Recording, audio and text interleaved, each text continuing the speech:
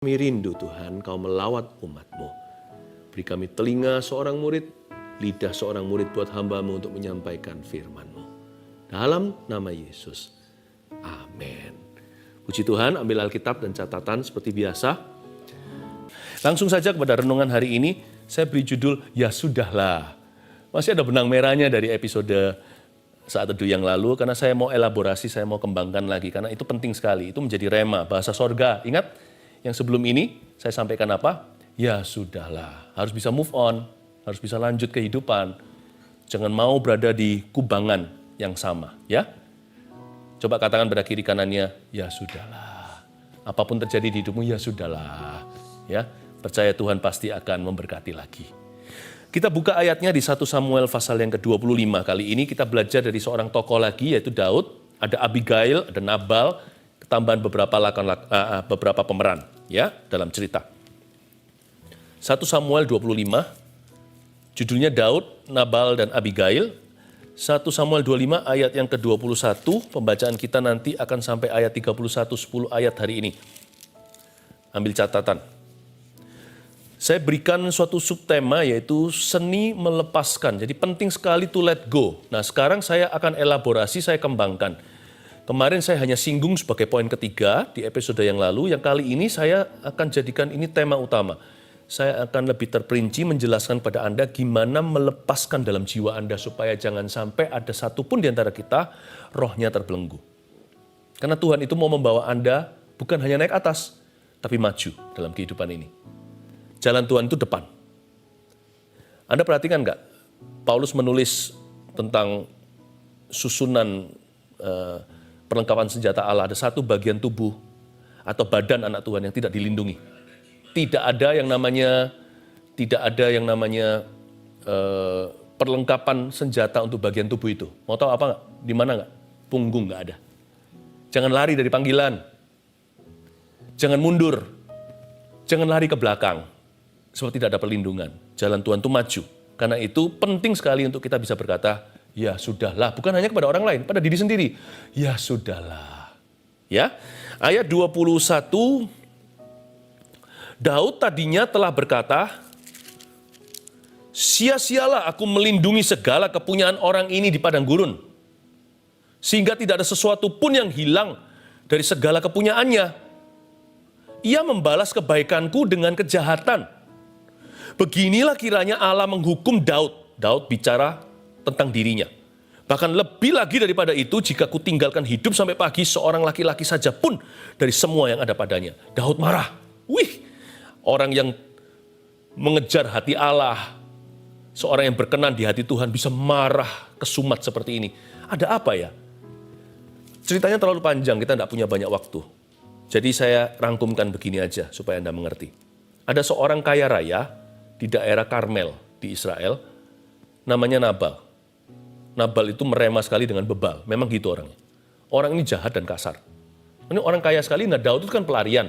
Kan dia dikejar-kejar sama Saul padahal dia nggak bersalah. Nah Daud dengan 600 orangnya tinggal di dekat di mana mereka berada. Dan Nabal ini punya banyak peternakan, punya banyak pekerja. Gara-gara Daud ada di situ karena mereka semuanya kan jago perang.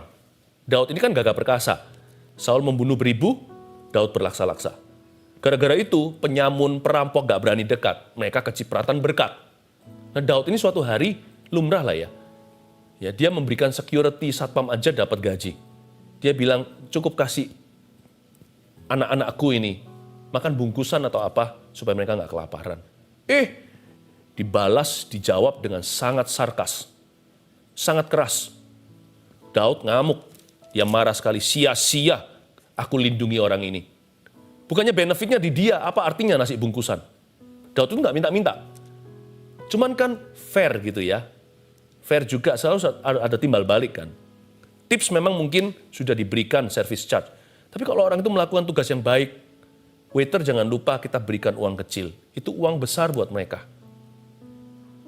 Daud nggak minta macam-macam kok. Orang ini bukan seorang yang pemulung. Dia nggak pernah memeras. Kalau dia mau meras dia bisa. Dia marah, dia bilang, sia-sia aku lindungi orang ini nggak tahu diri. Orang ini nggak ngerti terima kasih. Lalu dia berkata gini, Ini yang menjadi komplain Daud yang utama di kalimat terakhir di ayat 21 sebelum masuk ke ayat 22. Ia membalas, Nabal ini membalas kebaikan saya dengan kejahatan.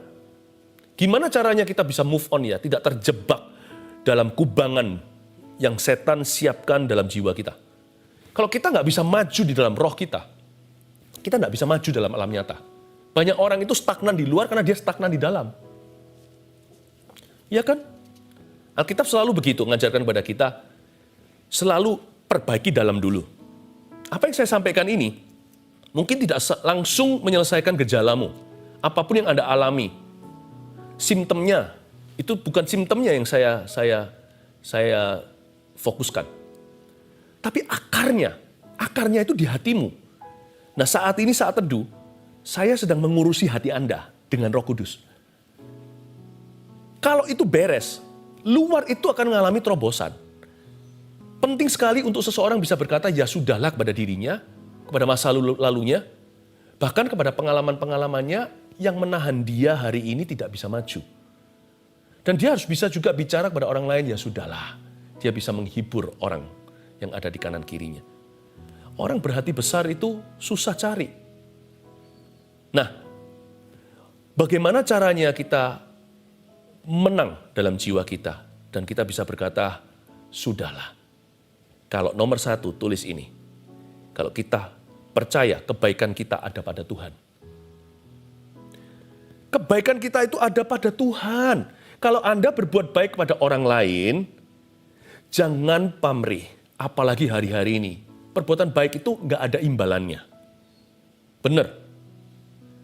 Kalau Anda berbuat sesuatu, tangan kanan memberi, tangan kiri jangan tahu. Jangan ada ekspektasi sama manusia.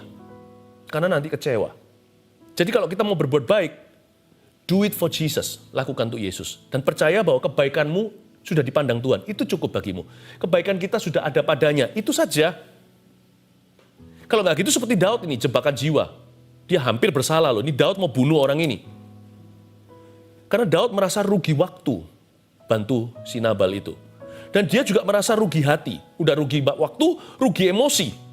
Aduh, tahu gini gue baik-baikin sama orang, baik sekali sama orang ini. Saya dapat apa? Apa hasilnya? Nggak ada. Daud lupa. Kalau dia berbuat sesuatu untuk sesama, dia lakukan untuk Tuhannya. Bukan lakukan untuk orang itu. Layak atau tidak layak terima. Ini sesuatu yang sangat sticky di hati, sangat lengket. Kalau Anda tidak bisa lepaskan, tidak kembali licin, Anda tidak bisa maju. Apa itu yang sangat membuat hati tidak enak? Perasaan kecele di dalam jiwa. Nggak tahu itu bahasa Indonesia enggak. Tapi pokoknya kalau kita berbuat baik kepada orang lain, ingatlah satu hal, Bapak Ibu Saudara.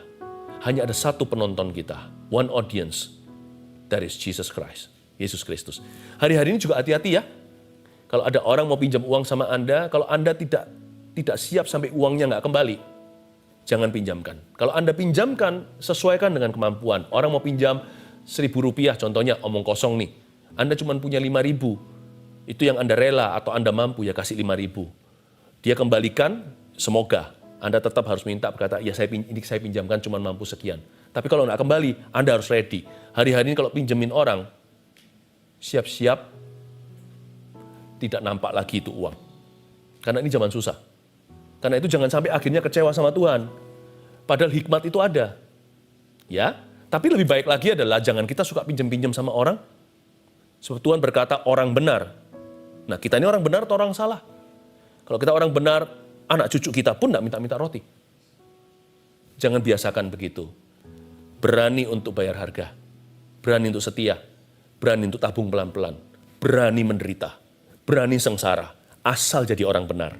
Lebih baik makan sayur. Ya, tapi menjadi orang benar. Daripada makan daging jadi orang fasik. Lebih baik sedikit di rumah orang benar. Daripada yang melimpah harta orang fasik. Ya. Ayat yang ke-23. Jadi ya sudahlah itu dimulai dengan kebaikan kita ada pada Tuhan. 23. Ketika Abigail melihat Daud, segeralah ia turun dari atas keledainya. Lalu sujud menyembah di depan Daud dengan mukanya sampai ke tanah. Ini Abigail mulai muncul nih. Siapa dia? Dia adalah istrinya Nabal. Nabal itu bebal. jahat dan kasar, tapi Abigail itu seorang wanita yang dikatakan di ayat-ayat sebelumnya bahwa dia itu bijaksana. Ini one of the virtuous women of the Bible, salah satu wanita-wanita mulia di Alkitab. Abigail muncul melihat Daud, segera ia turun dari atas keledainya lalu sujud menyembah di depan Daud dengan mukanya sampai ke tanah. Dia mencoba untuk meredakan amarah seorang warrior, seorang jago perang. Ia sujud pada kaki Daud serta berkata, "Aku sajalah ya Tuanku yang menanggung kesalahan itu." Dia pasang badan untuk suaminya. "Jangan bunuh dia, jangan lukai. Aku saja yang tanggung kesalahannya. Izinkanlah hamba-Mu ini berbicara kepadamu dan dengarkanlah perkataan hamba-Mu ini." Ya sudahlah, apalagi untuk mengampuni kesalahan orang lain. Apa yang saya ajarkan hari ini saat teduh ini akan mencegah beberapa orang, banyak orang bahkan, daripada melakukan keputusan-keputusan yang salah dan melakukan perbuatan-perbuatan bodoh di masa yang akan datang. Nggak perlu kan kita harus selalu menyembuhkan, bisa saja kita mencegah. Saat teduh ini akan menghentikan, saat teduh ini seperti roh Abigail, Roh Kudus tentunya, roh di dalam dirinya yang bijaksana, untuk mencegah Anda daripada melakukan perkara gegabah, baik itu investasi sembarangan, baik itu bercerai, padahal sudah membangun keluarga belasan tahun bersama dengan istri tercinta, hanya karena 1-2 perkara, atau baik itu untuk pukuli anak, baik itu untuk kecewa, balas dendam, baik itu untuk mengucapkan kata-kata sembrono yang nanti suatu hari diseret ke pengadilan oleh Tuhan. Be careful. Saya kok merasa hari ini saya harus fokus ke sini. Jadi firman-Mu pelita bagi kakiku. Yang kedua, poinnya. Kan di sini Abigail berkata, ini garis bawahi, "Aku sajalah ya Tuanku yang menanggung kesalahan itu." Kalau kita mau membalas apa sama orang lain, gigi ganti gigi, mata ganti mata, ingatlah orang lain yang tidak bersalah. Jangan lakukan itu. Itu poin kedua. Ingat, remember the innocent around you. Nggak hanya di sisimu loh, di sisi orang itu juga. Saya ini tidak bangga, masa lalu saya itu penuh kekerasan. Saya sudah bersaksi di gereja. Saya bersaksi ke teman-teman saya kemana-mana, waktu memberitakan Injil, waktu mengajar.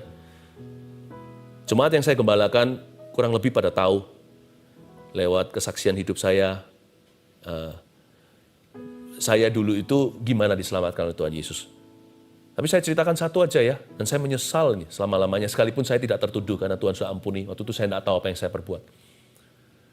Saya pernah sekali berantem pada waktu saya masih sekolah sebagai pelajar, terjadi perkelahian antara pelajar.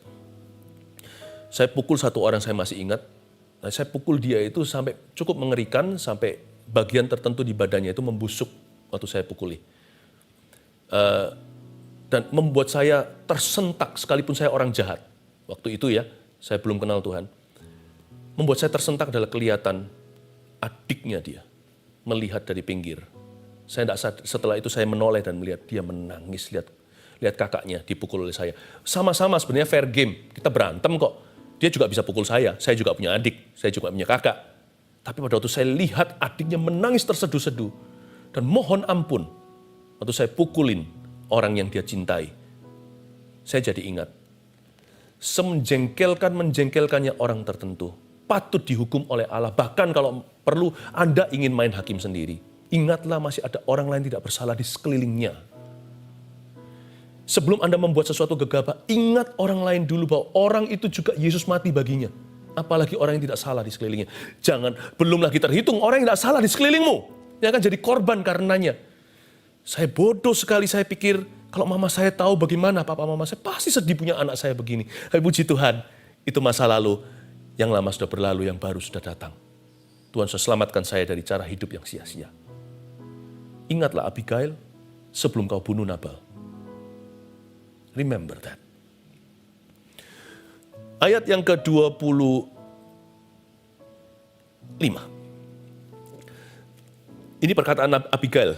"Janganlah kiranya tuanku mengindahkan Nabal, orang yang dursila itu." Istrinya aja ngaku. "Sebab seperti namanya, demikian pula ia. Nabal namanya dan bebal orangnya." Saya suka bahasa Indonesia, Nabal mirip dengan kata bebal. Tetapi kalau punya anak ya, siapa di sini yang menunggu keturunan nanti saya doakan. Nanti masukkan semuanya permohonan doa nanti di tablet ini, saya tumpangi tangan.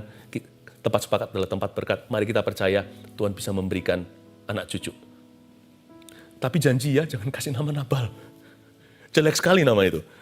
Kalau ada yang namanya Nabal, Tuhan menebusmu. Saya kasih arti baru deh. Nabal itu bukan bebal kalau Anda namanya itu. Nabal itu artinya kebal. Kebal dari serangan musuh, gitu ya. Tapi kalau yang kita tahu nama asli Nabal itu artinya bebal. Orang ini kafir, orang ini dursila. Tetapi aku hambamu ini tidak melihat orang-orang yang Tuanku suruh. Oleh sebab itu ayat 26, Tuanku demi Tuhan yang hidup dan demi hidupmu yang dicegah Tuhan daripada melakukan hutang darah dan daripada bertindak sendiri dalam mencari keadilan atau main hakim sendiri, biarlah menjadi sama seperti Nabal, musuhmu dan orang yang bermaksud jahat terhadap Tuanku. Ayat 25, 26 garis bawahi, janganlah kiranya Tuanku mengindahkan Nabal, orang dursila itu. Sebab seperti namanya, demikianlah ia. Nabal namanya, bebal orangnya. Lalu ayat 26b, dan demi hidupmu yang dicegah oleh Tuhan daripada melakukan hutang darah, daripada bertindak sendiri, main hakim sendiri, mencari keadilan dari orang yang tidak percaya. Poin ketiga, orang itu hatinya lebih bisa nerima, lebih bisa cincai gitu ya. Itu kalau dia tidak mencari keadilan dari orang fasik. Jangan cari keadilan dari Nabal. Orang itu jahat dan kasar. Ngapain kita itu marah-marah, kita dendam-dendam, yang rugi siapa? Orang itu loh, happy aja. Baik dia setelah omongin Anda, ambil uang Anda, atau merugikan Anda, bunuh karakter, sikut kanan kiri, sehingga Anda terpental, padahal bukan salah Anda. Apalah, katakan whatever it is, ada 1001 dosa. Ya, dosa orang lain, dosa kita juga 1001. Jangan mencari keadilan. Pernah bicara sama orang jahat? Pernah bicara sama orang fasik? Kalau Anda bicara sama mereka, Anda bisa merasa bodoh sekali. Kita bisa merasa bodoh sekali. Kenapa aku mencari keadilan dari orang ini? Semoga jangan kena orang gitu ya. Tapi kalau sudah kena sama orang gitu, nggak usah cari keadilan dari dia. Lepaskan. Ya sudahlah. Asal jangan kena lagi. Jangan kena kedua kali. Kalau kena kedua kali, yang fasik bukan orang itu. Anda dan saya. Jangan mencari keadilan dari orang fasik yang jahat. Tapi lebih bahaya lagi cari keadilan dari orang fasik yang baik. Orang fasik itu ada yang baik. Orang yang tidak kenal Tuhan maksudnya ada yang baik. Jangan, hati-hati, hari-hari ini zaman hoax lagi. Orang ngomong apa segala asal berita hot kita kirim. Hati-hati jangan kita bodoh di mata Tuhan. Discernment, coba praktekkan membeda-bedakan roh. Tahu nggak yang nulis siapa? Yang bikin siapa? Motivasinya apa? Cek itu dulu. Cek itu dulu. Jangan-jangan kita masuk ke dosa orang yang tidak ada hubungan sama kita. Karena itu janganlah lihat keselokan. Hidup itu banyak yang harus ditata. Perhatikan hidup sendiri saja. Ya. Lebih baik kita kepo rohani daripada kepo duniawi. Kepo rohani itu begini. Apa ya rahasianya supaya kita bisa maju, supaya kita bisa tumbuh. Kita mau cari tahu, kita baca buku. Kita renungkan firman Tuhan, mau tahu Paulus, mau tahu Gideon, mau tahu Musa, mau tahu Abraham, mau tahu Yesus terutama. Wow. Itu aja nggak selesai-selesai. Kau mau selesaikan hal-hal lain yang tidak pernah kau mulai. Yang Tuhan tidak pernah perintahkanmu untuk melakukan. Jadi hati-hati. Dan orang-orang tertentu kelihatan kalau bisa fasih lidah, fasih kata pun sesuatu yang bagus contohnya itu. Kita pikirkan kalau mereka adalah orang yang tidak percaya Yesus adalah Tuhan. Berita-berita yang netral sifatnya yang berupa, sifatnya sesuatu yang sifatnya manusiawi. Nggak apa-apa, karena itu fakta. Tapi kalau bicara soal kebenaran, you be careful. Kalau memang orang tersebut sungguh-sungguh, orang-orang tersebut mengerti benar-benar Tuhan itu siapa, nggak perlu mereka ngomong apa. Mereka sudah jadi anak Tuhan dulu, jadi orang Kristen lahir baru. Kenapa nunggu? Kenapa mereka enggak? Berarti mereka enggak kenal Tuhan. Jadi jangan jadi promotor yang enggak perlu. Jadilah promotor Tuhan Yesus. Hari-hari ini tuh orang itu perlu sekali untuk disapa. Orang itu perlu mendapat kata-kata yang positif. Kata-kata bukan hanya positif itu biasa. Mereka perlu firman. Jadilah orang setiap kali buka mulut, itu beritakan firman. Jadilah orang setiap kali main jari, di HP-nya katakanlah. Itu selalu jadi berkat buat orang lain, membangun. Jadilah orang setiap kali bersinggungan dengan orang-orang sekelilingnya. Orang lain selalu mendapatkan damai sejahtera, adem, tentrem, ayam tentrem, selalu adem gitu di hatinya. Amin Bapak Ibu Saudara. Jangan cari keadilan dari orang fasik, tapi jadilah orang benar. Jadilah orang yang memberkati orang lain, yang membangun orang lain. Fokus, Tuhan sudah mau datang.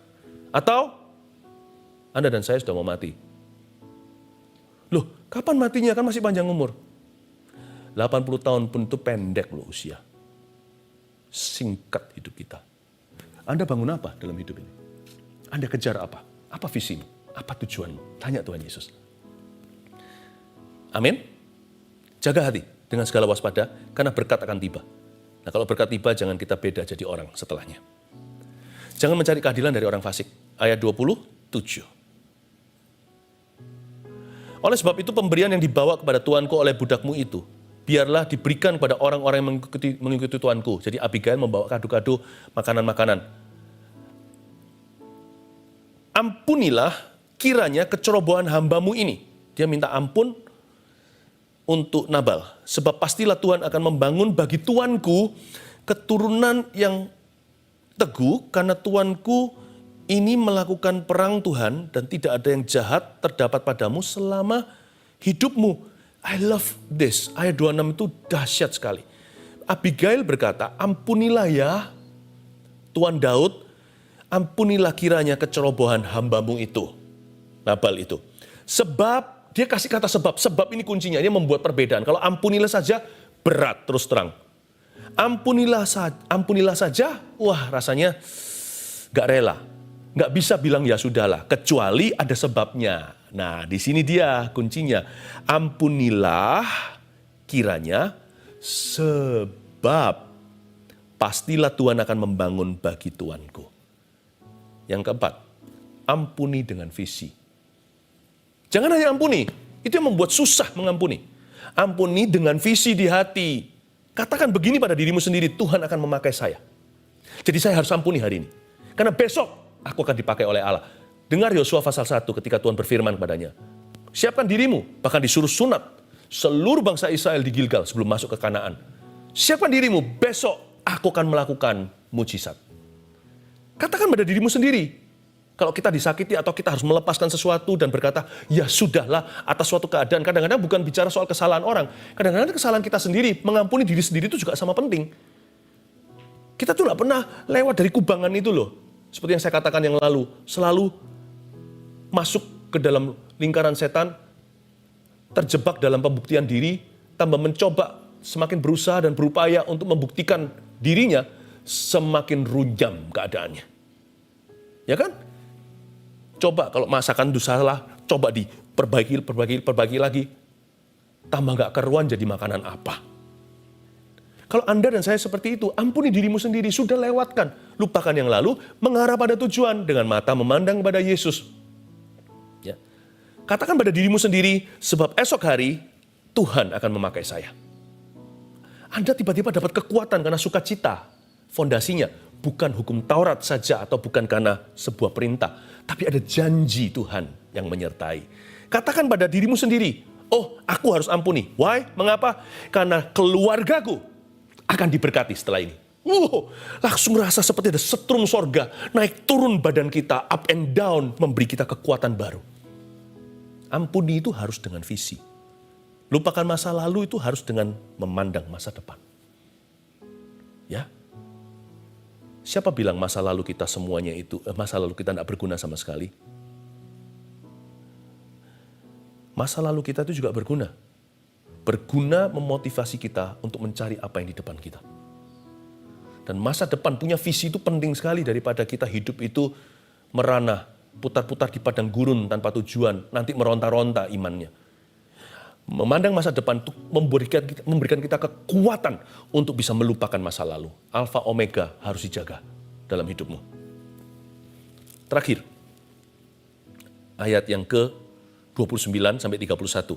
Jika sekiranya ada seorang bangkit mengejar engkau, kata Abigail, dan ingin mencabut nyawamu, maka nyawa tuanku akan terbungkus dalam bungkusan tempat orang-orang hidup pada Tuhan Allahmu. Katakan pada dirimu sendiri, hidupku dibungkus oleh darah Yesus. Katakan itu, 1, 2, 3. Hidupku dibungkus oleh darah Yesus. Katakan keluargaku dibungkus oleh darah Yesus. Katakan pekerjaanku dibungkus dengan darah Yesus. Katakan masa depanku dibungkus dengan darah Yesus.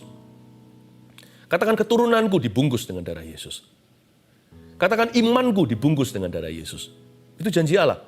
Tetapi nyawa para musuhmu, ayat 29b, akan diumbankannya dari dalam salang umban. Ini cukup relevan buat Daud, mengingatkan dia pada saat dia lagi gegabah. Untung ada Abigail yang menjadi kepanjangan tangan Tuhan. Roh Kudus berbicara lewat mulutnya. Wanita bijaksana ini mengingatkan dia waktu dia menumbangkan Goliat beberapa waktu yang lalu. Pakai umban juga.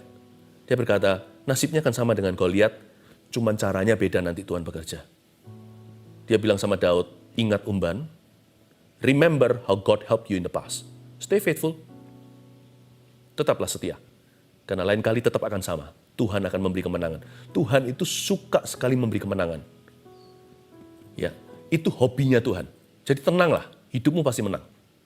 Ayat 30, apabila Tuhan melakukan kepada Tuanku sesuai dengan segala kebaikan yang difirmankannya kepadamu, dan menunjuk engkau menjadi raja atas Israel, ayat 31, maka tak usahlah Tuanku bersusah hati dan menyesal kemudian, karena menumpahkan darah tanpa alasan, dan karena Tuanku bertindak sendiri dalam mencari keadilan. Dan apabila Tuhan berbuat baik kepada Tuanku, ingatlah kepada hambamu ini. Ayat 31, garis bawah itu, maka tak usahlah Tuanku bersusah hati dan menyesal, karena menumpahkan darah tanpa alasan. Yang terakhir, ya sudahlah, itu berkat besar yang bisa mengucapkannya dengan segenap hati dan dengan visi, berkatnya gede sekali. Karena orang begitu tidak hidup untuk menyesal nanti. Poin kelima, tak usah menyesal nanti. Buat apa kita melakukan sesuatu atau mengatakan sesuatu yang kita tahu nanti akan kita sesali? Yang bayar harga ya kita akhirnya. Tuhan ajari kita untuk bisa damai sejahtera masa kini supaya ke depan itu kita nabur pengharapan. Jadi kita bisa memilih nih, biji dan benih apa. Pastikan bibit unggul yang Anda tanam untuk masa depanmu dan keluargamu. Katakan pada dirimu sendiri dalam hati, aku tidak akan menyesal nanti. Jadi aku tetap akan menabur yang benar. Amin. Dan kalau Tuhan berkata sesuatu itu sudahlah, tinggalkan. Berarti Tuhan ada sesuatu yang baru disediakan bagimu yang mata tidak pernah lihat, telinga tidak pernah dengar, dan juga belum pernah muncul di pikiran kita, bahkan belum berani kita doakan. Itu Tuhan sudah sediakan. Oleh karena itu, belajar katakan pada dirimu sendiri dan orang lain, ya sudahlah, maka badai pun akan berlalu. Amin. Terima kasih Tuhan, berkat dari Allah Bapa, kasih karunia dari Tuhan Yesus, pengurapan dari Roh Kudus yang membuat hati nyaman, sejuk, dan lega, menyertaimu hingga masa depan penuh pengharapan, hingga Maranatha Tuhan datang dalam nama Yesus Kristus. Amin.